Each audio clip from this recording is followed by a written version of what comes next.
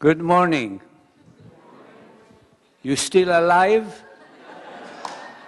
After all these inspiring speeches, you cannot lose faith in humanity.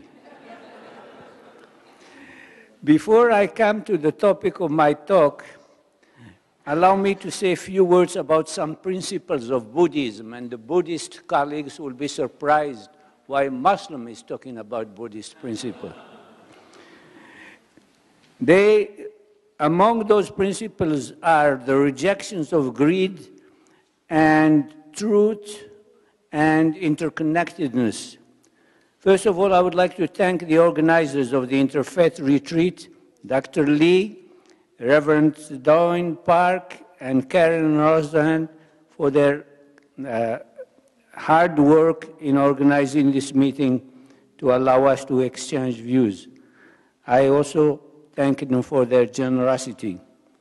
They did an excellent job and they deserve warm applause.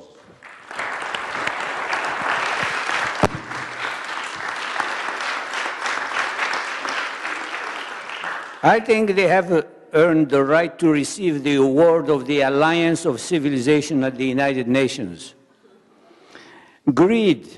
Now that I did my duty, my little advertisement, I have no charge or fee to ask for, so it's free. No greed.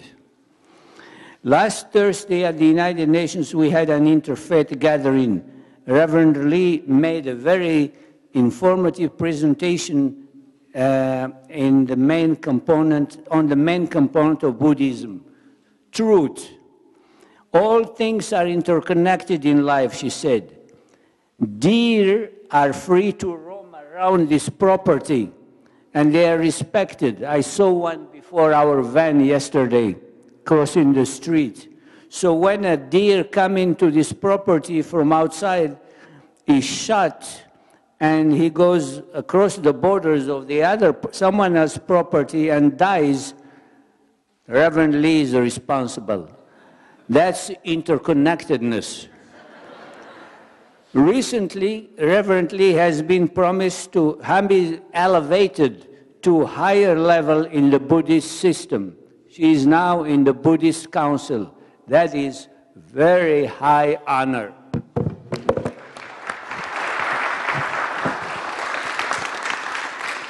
So Reverend Lee has now the level in the Christian faith, of Catholic faith, of the title of cardinal.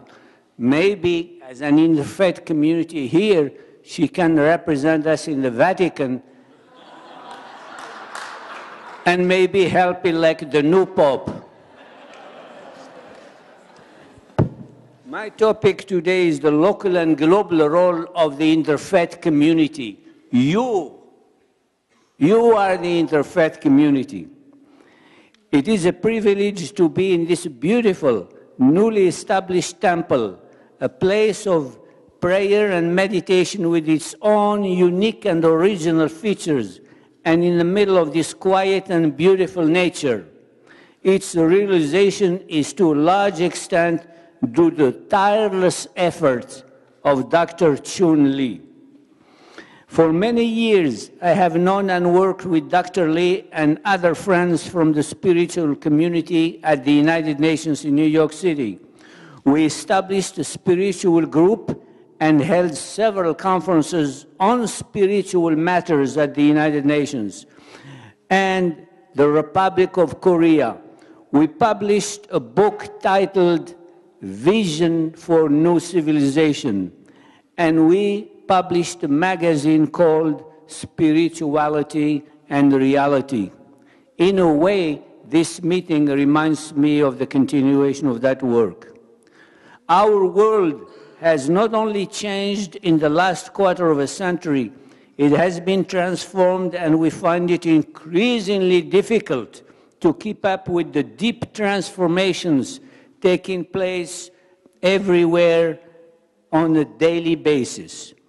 In this fast-moving, turbulent, and agitated world, we need some ways to find tranquility, serenity, calm our mind, renew our faith in the human dignity, and rethink our responsibilities toward our fellow human beings.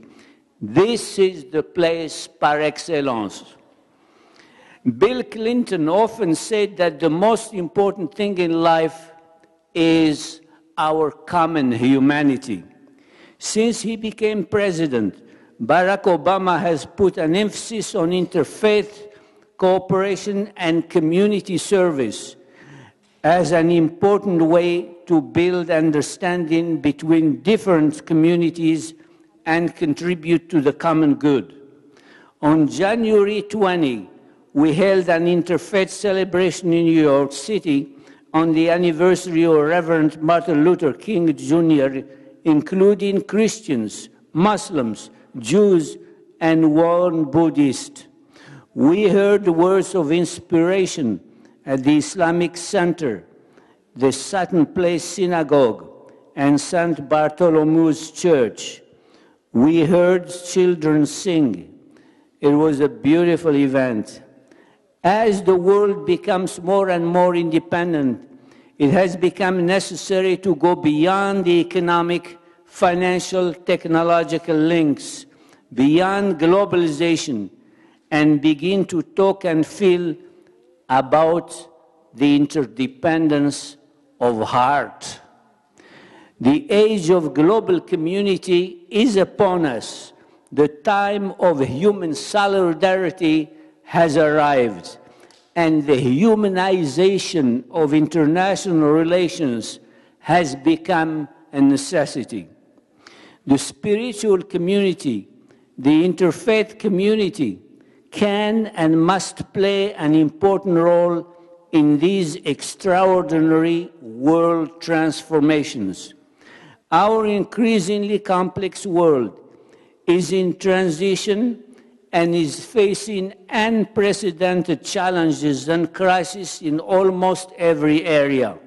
The spiritual community does not have the means to try to solve all the issues and problems confronting humanity, but it can make a distinct contribution in certain specific areas.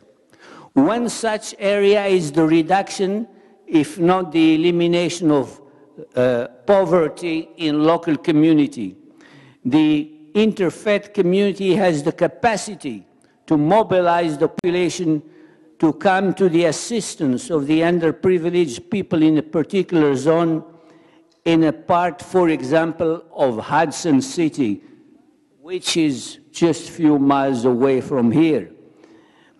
It can raise funds, cooperate with local officials and businesses for that purpose. The spiritual community can also accomplish that objective at the international level by working with the interfaith communities in particular countries and regions. In either case, the most important thing is that the interfaith community plays a concrete role using its capacity as well as its moral influence. In my writing, I have always taken the stand that poverty will be vanquished only if we raise the issue to a moral level. It is more than a matter of economic and financial statistics. This is a question of human dignity and human solidarity. In a world abundant in food, resources, and building materials, it is morally unacceptable that some of our brothers and sisters, including many children, go to sleep hungry, die of malnutrition or lack of health, and freeze in our streets.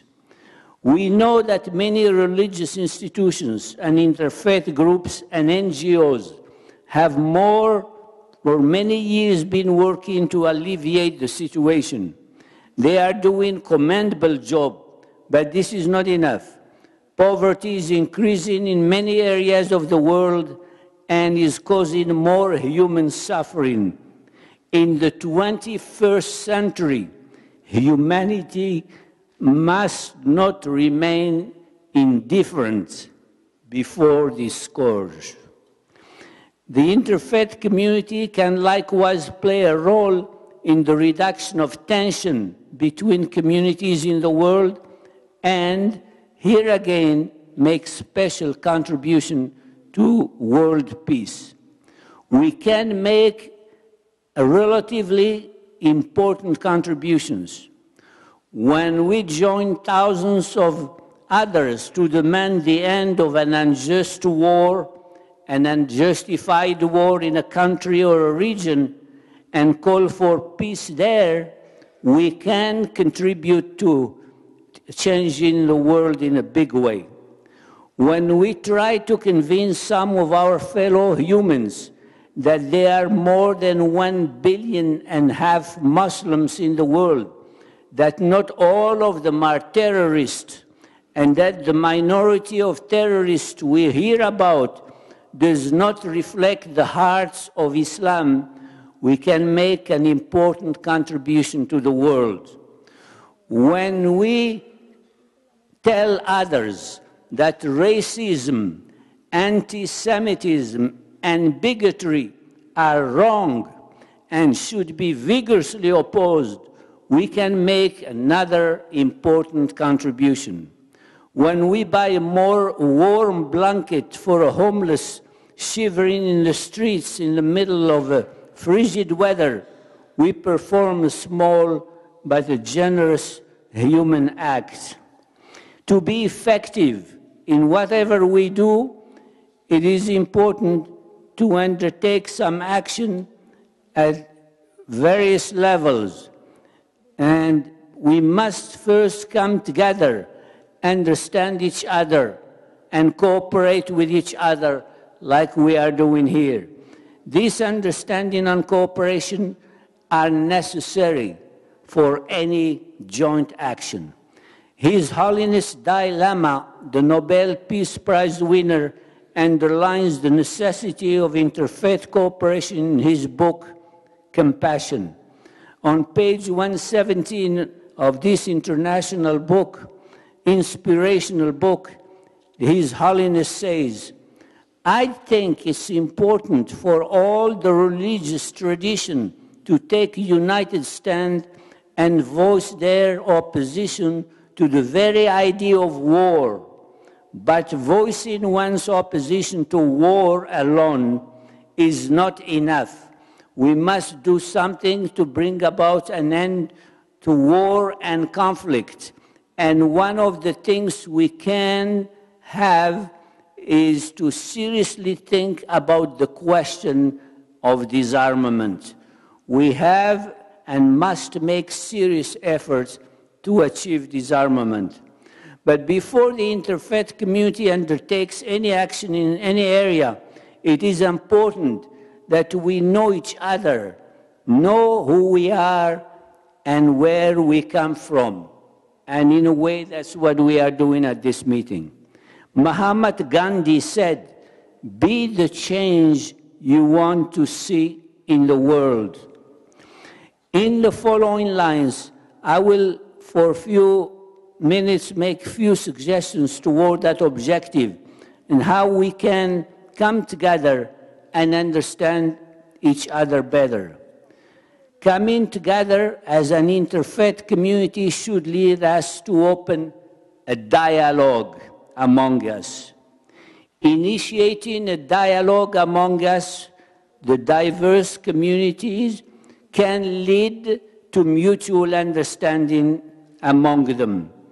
Mutual understanding among them can lead to mutual trust among them. Mutual trust can lead all of us to be more tolerant with each other and with others. Tolerance among us can bring us to mutually respect each other, respect our faith, our culture, and our tradition. Respect of our faith, our culture, our tradition can promote religious and racial harmony. Mutual understanding, tolerance, and respect are the very foundations of a culture of brotherhood, of nonviolence, and of peace. Martin Luther King Jr. gave us an inspiring and positive definition of the concept of peace. True peace, he said in 1995, is not merely the absence of tension, it is the presence of justice. When we care for the sick, for the poor, for the underprivileged, we contribute to justice and therefore to peace. At the international level, we had for many years what was termed dialogue among civilizations. In the past few years, governments have decided to rename the process Alliance of Civilization. Basically, the process aims at realizing the roadmap I have just outlined. In today's world, citizens everywhere are being informed about world development thanks to progress in communication technology and to what is now described as social media. But we need more than information. What we need is knowledge about history, culture, languages, religions, and civilizations. Information and better understanding take on a more meaning when they are placed in a cultural context. I believe that the time has come for the interfaith community now to open a dialogue with the political community. I have made that recommendation informally at the United Nations more than a quarter of a century. I had at that time suggested that an informal group be set up outside the United Nations to consult with the Secretary General as needed on ways and means of cooperating with the United Nations in its consideration of global issues such as poverty. The aim was not to discuss political questions. That is not the role of the spiritual community. The objective was how to try to facilitate the work of the United Nations. In this regard, it is important that the initiative emanate from the base, from us, from the spiritual community itself. There is no reason why the highest authorities of the major faith could not take part in an annual summit at the United Nations headquarters in New York. The world would benefit from their wisdom and suggestions regarding the resolution of common global issues. In the age of globalization, a dialogue between the spiritual and political side will become increasingly necessity. The spiritual community has constituencies composed of billions of people worldwide. This reality cannot be ignored for too long. Cooperating and acting together, these two communities can achieve significant progress in the resolution of many of the issues confronting the world today, in particular in the field of human rights, the environment, and the fight against poverty, in disarmament and peace. But as mentioned above, the interfaith community must be first united. It must work on common issues on which it can easily reach a consensus. This remains a challenge. To strengthen and maintain that unity, the spiritual community could launch a publication perhaps titled The Spiritual Dimension, in which it would try to formulate its views on global issues and through which it would communicate its message to the world. I come now to the conclusion, and Dr. Lee will be happy. Let me now conclude. As an interfaith community, we must give a good example of diverse, tolerant community, one that is caring, compassionate, loving, and one that is striving to bring down the walls of misunderstanding, fear, prejudice, intolerance, and injustice. These walls separate people. All religions, all faiths have common values, good purposes, to do good things in life. In these circumstances, it is these commonalities that link us that we should always emphasize. Strong and united, the interfaith community can play a more active role in many specific areas, both locally and globally. We have the capacity to do that. Buddhists call that capacity Buddha nature or clear light. A group such as this one has that capacity and that potential. It has the spiritual and moral force. That is a powerful force. Thank you very much.